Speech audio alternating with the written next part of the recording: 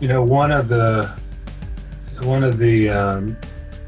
concerns that I've heard from some out there in the community of owner operators is that, particularly that kind of that single day, the ability to use that at least a 2-hour break to kind of pause that clock holds a little potential for abuse, with drivers potentially being coerced to record an off-duty period, like at a dock or another location where they're not really off-duty.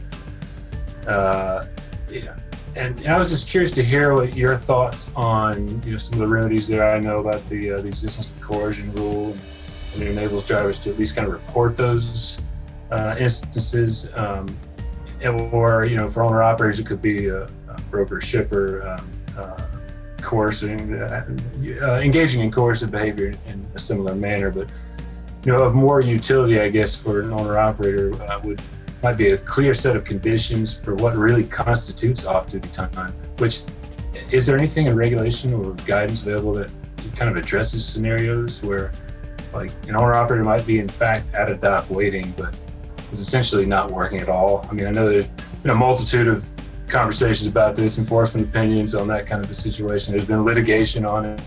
Long-winded way of saying basically what really constitutes off-duty time.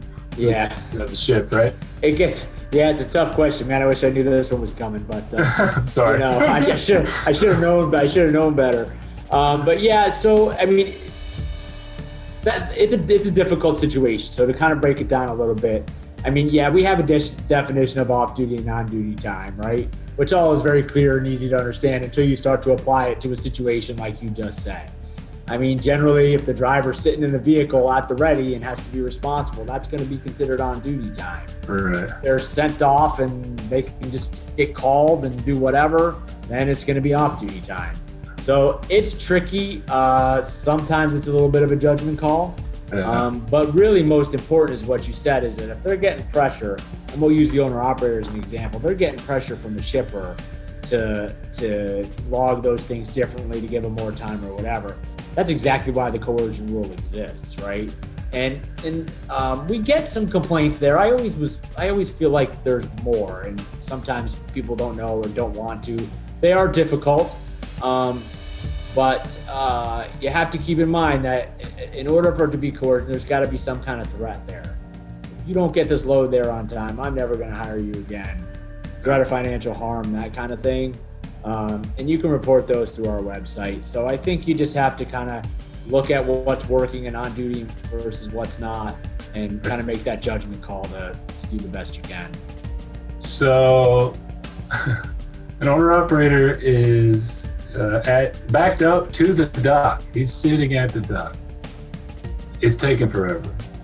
But he's back there in the sleeper. He's reading a book. It goes on for hours and hours. Off-duty time?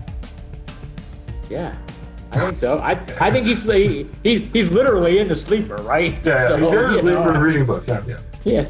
Not assisting in the other. So listen, not in readiness to drive. Yeah, I'm going to pretend you didn't tell me the part about the book, okay?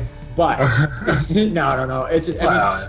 We don't get it. We don't tell you what you need to do during your 10 hours off. We're hoping you're getting good rest, and the overarching part of the rule says make sure you get enough rest. Right. That kind of provision, right? So that's a great example of where this can be helpful.